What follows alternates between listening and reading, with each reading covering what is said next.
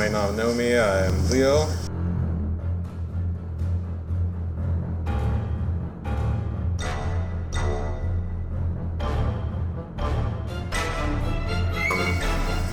So the pattern I'm going to start with,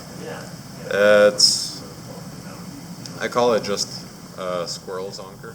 You can tie them on any size hooks though, and all depends on how big you want it.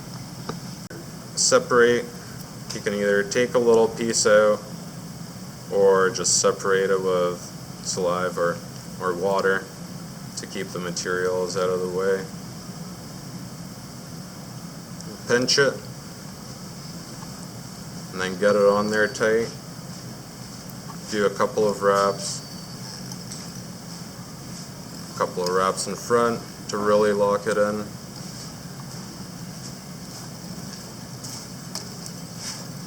They like to slide around. If you don't lock them in there, your fly is going to get destroyed.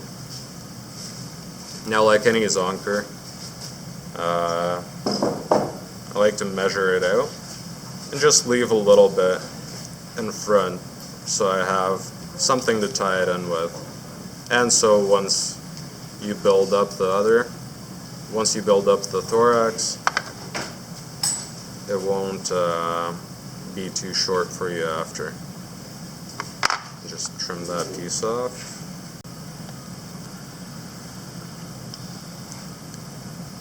Now, you want to tie it in with the fur going towards the hook.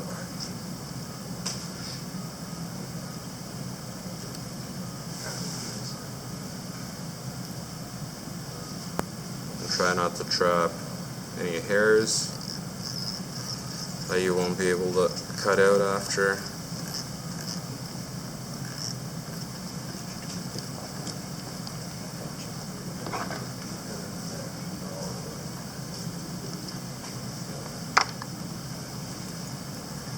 Bring the thread wraps to almost where the bead is, and that's when you can start building your body.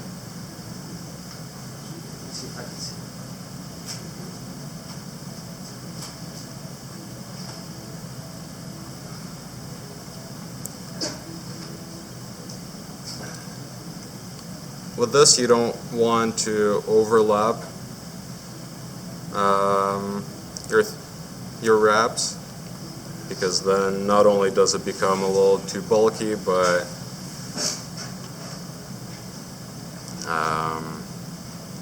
it can actually expose that hide and make it an ugly looking fly. So you want to tie that off nice and tight.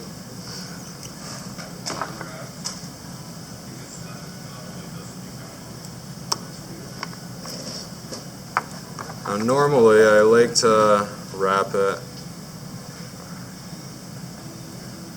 the same way that I tie off the thread. This time I did it different, but the reason for that, if you tie against the thread and then tie it off, you're actually going to loosen it. If you tie with the thread the same direction, then it's actually going to tighten it.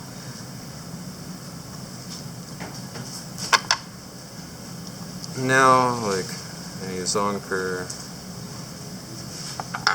you separate the hair at the top.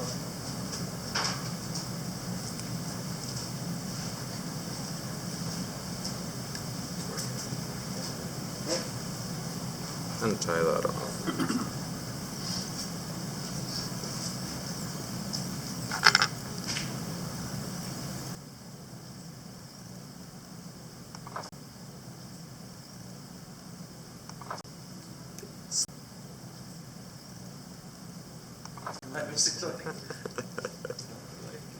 Is responsible for something?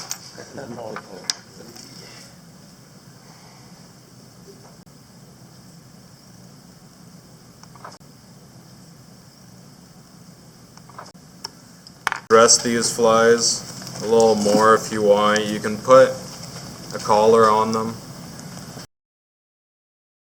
It's when you're trying to get those fish that are in the holes under the logs when you're really trying to get in there, not trying to really get them out. And for that, the sculpin masks or helmets make a really good job. The patterns all stem from something that was created a long time ago, just with minor variations, so I wouldn't call it anything that I came up with, just using different materials to get the job done. With the craft fur, you want to try and make it nice and even. You don't want too many fibers going past where you want them, because you don't want to overtake the whole bottom. Or you don't want to overtake the entire bottom with it. But just a little bit of a highlight.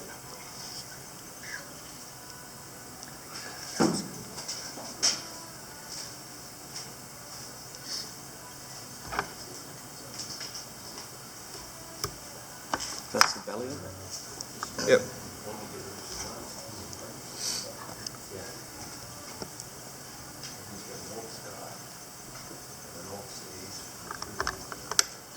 So what I'm doing here is I'm just cleaning up the back end a bit. Cut it on a diagonal so your fur actually sticks out nicely past it, and it's a little bit less material. So now once again you measure it just a little bit longer than the hook shank, not by too much. And just remember where the point is. You can just put that over the hook, like that. Slide it to where it's going to rest so you know how much length without really changing the position of the fur. And then just like on a zonker, you spread the fur a little bit. Tie it off nice and tight. So you don't need to tie the tail end in? No. No, you don't need to tie it in at all. Just put it over the hook, or put the hook through it, and that'll be more than sufficient to hold it down. So, yeah, sculpin wool, you don't need a whole lot of it. About a 2-inch piece. That's roughly like a pencil thickness. You don't need a lot. And before I even tie it in, I like to spread the fibers a little bit, pull them a little bit apart. So once it's on the hook, it will move around a little more freely, and we'll see why. Tie that in by the middle. You can pinch it. Do a couple of wraps. And now you grab it where you tied it in. And just make sure the material goes all the way around at the bottom, the top, because this will create your collar. You do some sweet wraps. Is that 6/0 thread you got there? That's GSP 100.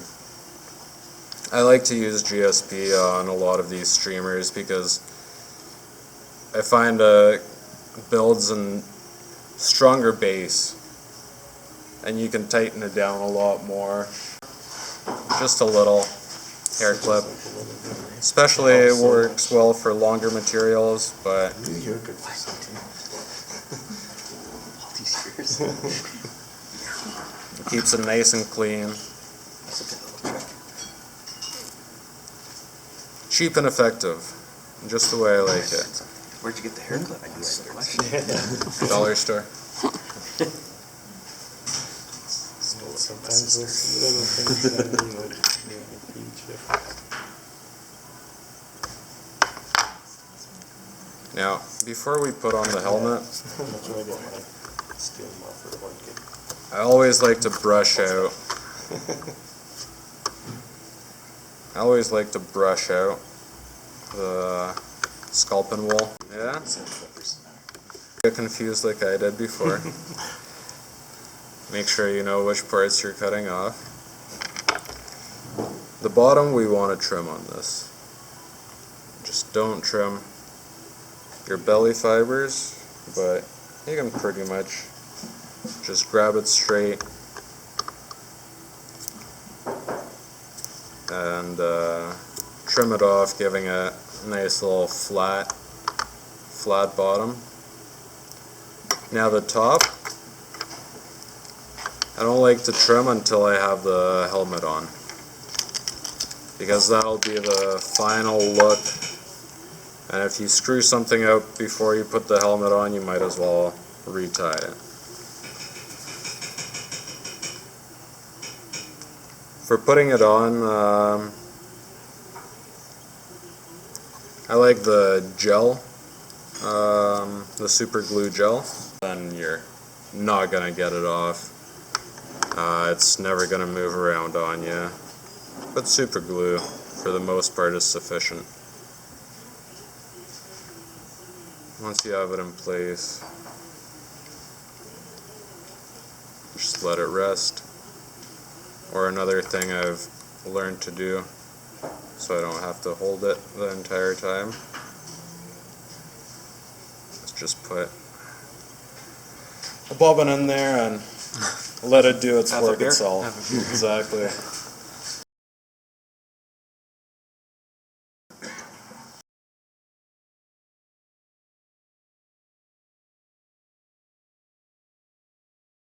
This is what most of my fish come on. Sculpin is generally, you will see some lighter colors, but more in the tannish, like maybe a tan olive yellow mix, and mottled on the back, where little trout, little fry, or other bait fish, they'll be brighter, less variation in color than a sculpin, which has a much lighter belly, but pretty much every sculpin will have a darker top than the belly. The brighter flies, I find fishing them fast will, at least in my experience, be more productive. So for this pattern, it is an articulated fly, so it does take longer. And there's a number of ways you can put these together, especially the tail. My preference is using the quills of either schlaupen or saddle hackle, and just tying in the tops as a tail. I find it is narrower, but it has a lot better movement and response to water than marabou. Marabou has really good movement, but when it comes to tail action, I find doing the saddle, it moves with no effort. It gets a lot more movement than even marabou, I find. Now, as you can see on some of the other flies, if I do tie in marabou, Nope, that's not it. just like Kelly Gallop, I'll stack this. I'll stack the tail with two pieces,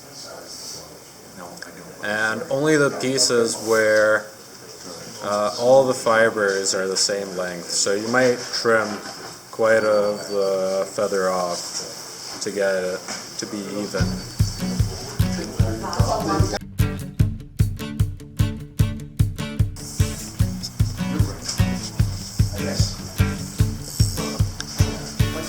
Now, you want to measure the tail to be slightly longer than the hook shank. If you do it smaller than the hook shank, it really makes the size, the width of these small.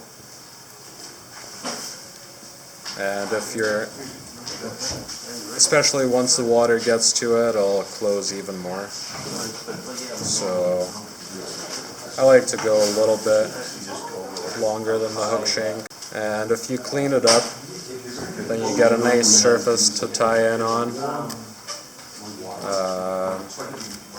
You don't really need to worry about trapping too many fibers under it.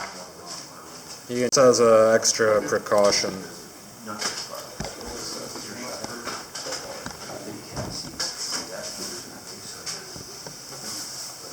It doesn't affect the taper,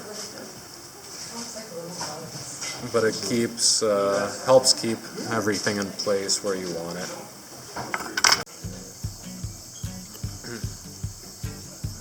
I have had it happen with bunny strips, but not with Sculpin. I'm not sure what the reason for that would be. Maybe because the body I will do with chenille, and maybe the chenille covers it enough that it doesn't get extended. Yeah. So I've never had a problem with the Sculpin unwinding, but if you want a little bit of a precaution, you can. I never had to do it. It's just like I saw it. I think for pike, they're predatory fish like that, it might make more difference than trout. Trout do have sharp teeth, don't get me wrong. Never pick one up by the mouth, that's for sure. Yeah. You only do that once. Yeah, you only do that once. But I think he's grabbing it in that little soft spot. Yeah.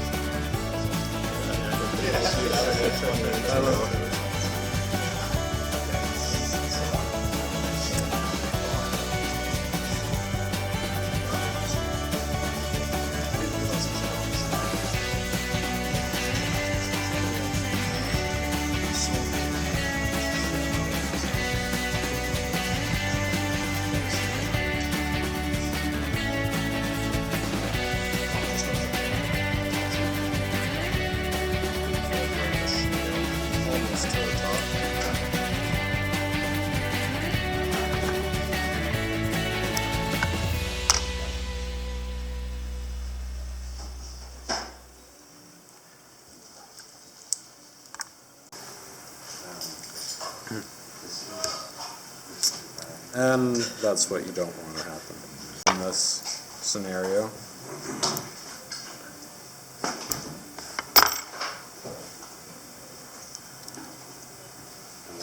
One of them being, if you did wrap any wire at the beginning, like Jack was saying, you could spin it. You can always just go back and then back to the front, removing any trapped fibers. And to really remove them, I find either a bobbin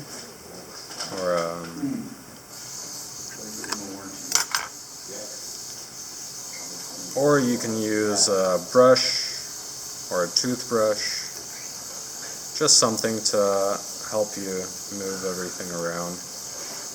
Typically I don't like to do this,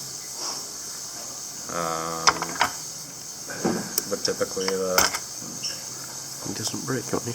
yeah.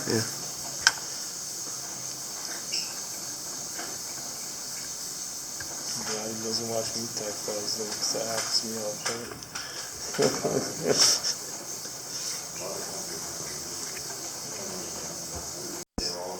That comes from Now, his mates. if you use one, just buy one at the dollar store. Don't take a used one, that's just gross.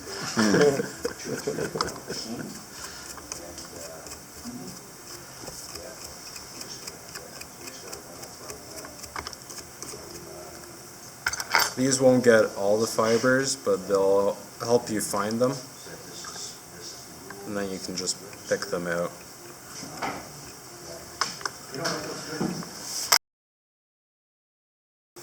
Rather than tying in a ton of stuff that's not gonna look as good and act as good in the water.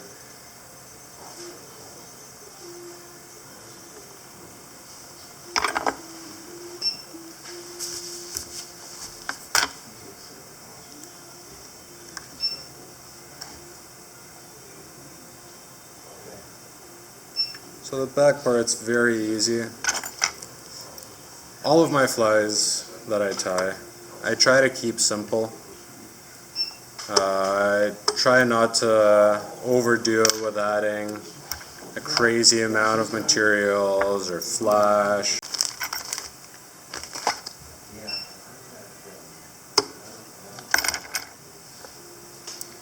So in certain circumstances, can too much flash turn the fish away? I'd say so, depending on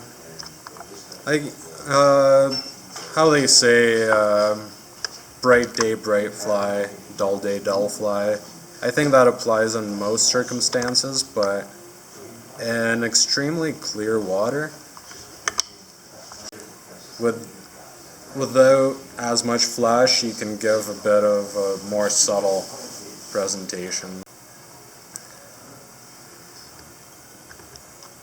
Now, I did A couple months back looking for wire. Yeah. Couldn't find any, and I went into like just the general tackle section, and Berkeley makes some wire Yeah? stuff. That's kind of like the Senyo stuff. Okay. Wire.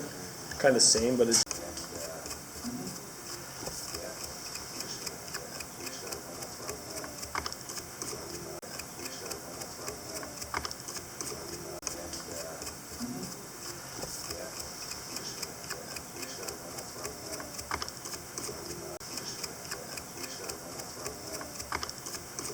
an hour tying something that you'll be disappointed in. You get it in the water and you go, oh. Yeah. Well, that's not what I I'm thought it throwing would this one do. into that log jam. Yeah. The log jam. Montana Fly Company came out with a hook now where the eye's vertical. So instead of, like, so you can just tie your wire in and it loops really nice now instead of being the So who makes that? Montana Fly Company. Montana. Okay. I didn't mention this here, but whenever you tie in wire, make sure you just double back. Whether it be through your, like the way Kelly does his, he'll go through the eye Eye. back under the Yeah. eye, like the dumbbell eyes. Yeah. But he'll actually go through the eye of the hook, double it back. Yeah, And that's you can how he do gets it. his dumbbell eyes to stay tight as well. The dumbbell eyes, actually, I'll show you what I do. And this has worked very well for me in the past. Like, they don't move whatsoever. So, we'll just use a couple of little glass beads. These are, once again, just cheap little beads from Michael's. I love that place for this stuff.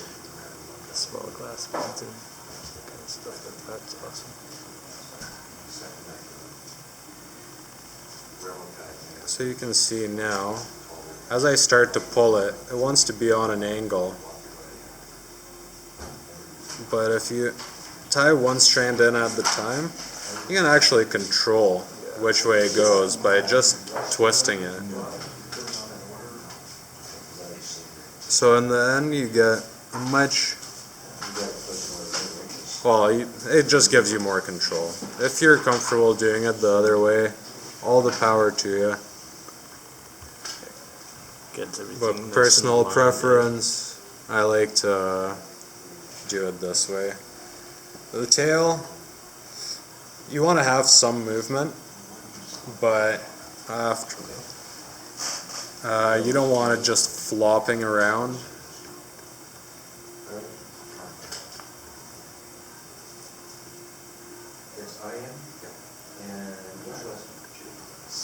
The second piece of wire, when I double back, I like to bring it just ahead of the first wire I tie in because it helps give it a taper. So when you're tying in materials at the end of the wire, you don't have a big gap where your line wants to either slide off or all your material gets pushed up and sticks up.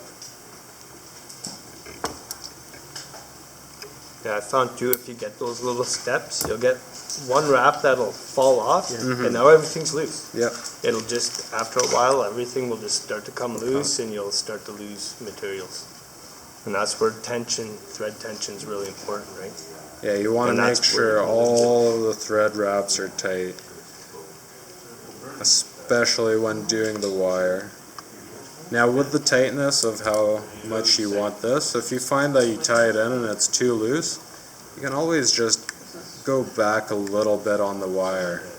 And this way you just slowly adjust it. Push those pieces Yeah. back a bit. It pushes the beads back against the hook. Because one thing with having it too loose, it's always going to do this. It's always going to come back at you and start getting stuck.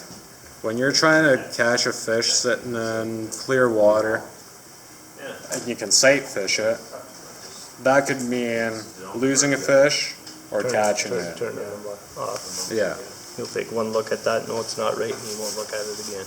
exactly. Especially- All to it, it's not going to play.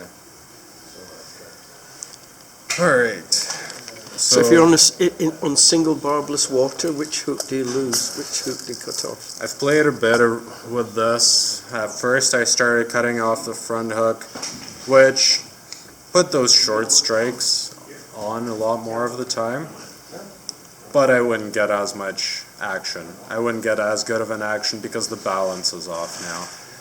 Cutting off the back hook it keeps the action because you want the back to be lighter. But the short strikes you might not get if they're just nipping on the tail. Now that depends on your presentation too. The short strikes usually I get when I'm going fast. If you're presenting slow, I don't think it really matters too much. But I think keeping the front hook in is a better idea regardless.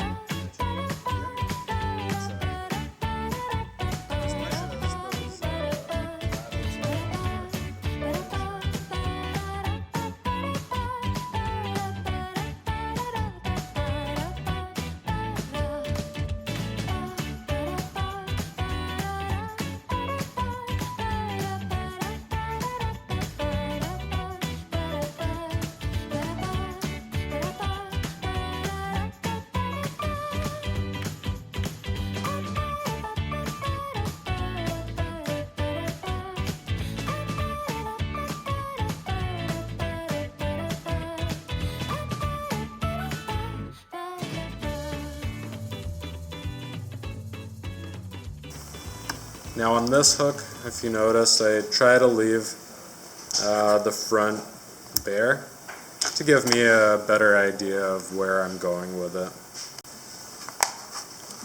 The size of the eyes, I think, is more on preference on what you want the fly to do. Bigger, heavier, you'll definitely get it down deeper. It'll also be a little more animated. Yeah. Dropping, stripping and dropping. Yeah, exactly. It'll give more of a jigging action, less weight. We'll do vice versa. So just make sure everything is tied in well. Now with the eyes, easy way to tie them in. Hold them at the top, and do a few wraps, and then just flip them over. And the cool thing with tying them in this way, if you see that, oh, I didn't leave enough room in front of it, you can spin them the other way, and they'll actually work their way back. They'll actually work their way back, so giving you more room. That's pretty cool.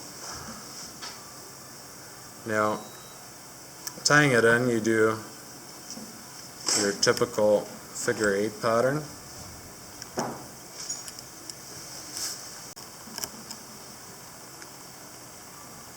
You want to make sure it goes all the way around the fly, You not don't- just around You the don't come in top. under it, like lock it in? Oh, I do. That was Okay. gonna be Over my. top of the hook under That was gonna be my next step. Oh. pops the ice, it's just lead. Oh, you mean it breaks, oh, yeah, Yeah, yeah, we just lead pop ice, yeah, it. I could see that. Yeah, just squish them to the I've point. had it with lead eyes, not with these ones. Yeah, you wouldn't do it with steel eyes. No, you wouldn't do it with steel eyes, but with lead eyes, 100%. So Kind of a new piece, right? I guess it's good because we're doing a set lesson anyways, but even if you don't tie it in or tie it in properly or cut it off so you don't have as much to work with, you can just spread out your wraps a little bit more. And this is where Clips off the tip, either or. Actually put shrink Yep. shrink tubing on the Yep, ends of mine. on the end. It helps, yeah, but they eventually slide off. I had shrink tubing on this one, but it slid off, so, well, this one's gonna be a log fly. Yeah, the way it's supposed to and does what you need it to do. Yeah, Right? it doesn't have to be pretty. No. Yeah, I've got some fish on some awful weird looking things, man. The biggest, ugliest fly you can think of and probably still catch something. I mean, you can always tie on a shoelace and go fishing for chinnies. Fishing for what? Chinook. Oh, snook. Oh yeah. I've tied on a black shoelace before, just a piece of one on a hook. Seriously? Yeah. Doesn't take much for those, No. but you don't want it falling apart. Alright, now the fun part. You know what I It's nice like? and simple. and Yeah, I like Shape's using nice. sculpin wool better than deer hair. Not that I won't use deer hair because it has its role, but sculpin wool just simplifies everything so much.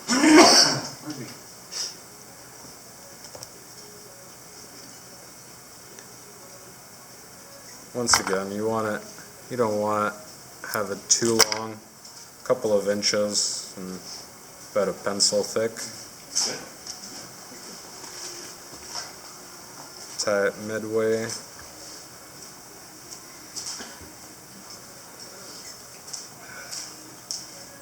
Make sure that's nicely aligned.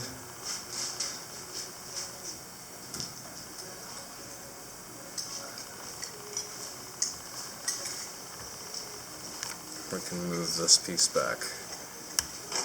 Now this is just one of the ways you can tie it in.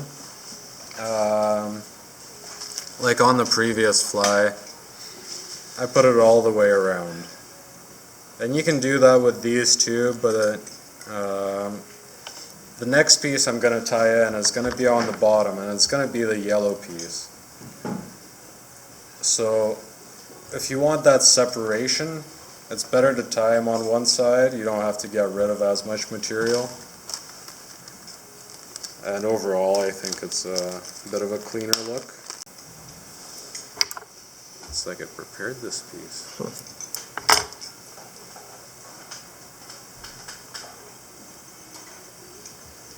Just get the old material out of the way. Nice tight wraps.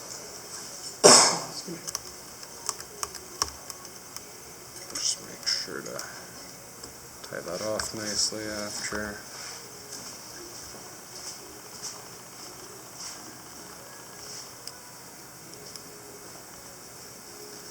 And now we'll just do one more piece. This one, I usually don't mind if it's slightly shorter. Most of the time I use other cutoffs because the front will be trimmed more than the back anyways. The back will create the collar, where the front is more for the head of the fly.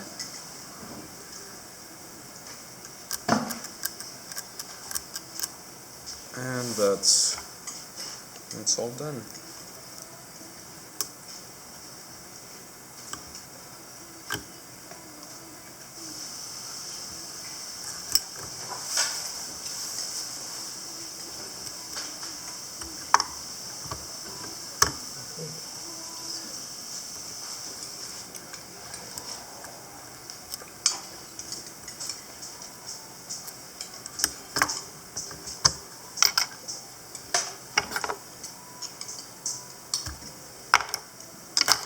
Now, before we do any trimming, like on the other ones, before you get a haircut, always brush it.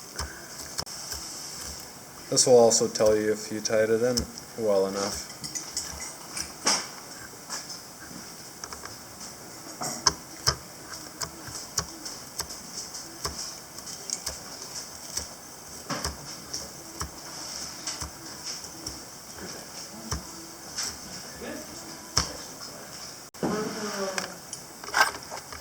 I always like to start trimming at the bottom. And the first one,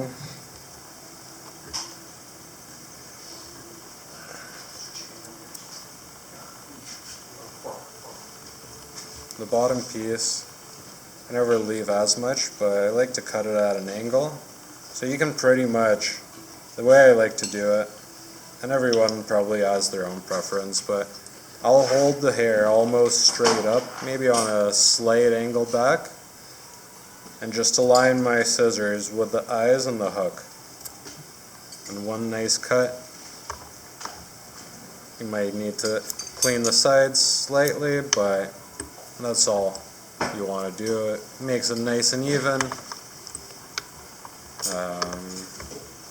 nice and easy.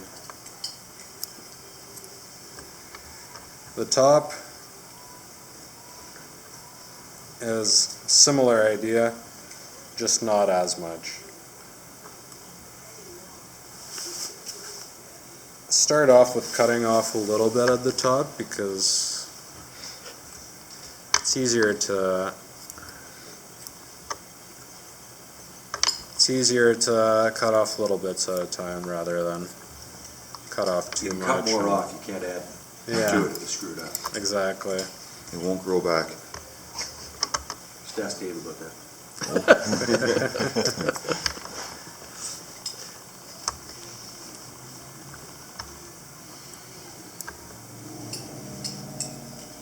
So this one I could have even done one more wrap, but to make it nice and pretty, could have done one more wrap, but I don't think it matters too much if your wool is all the way at the eye.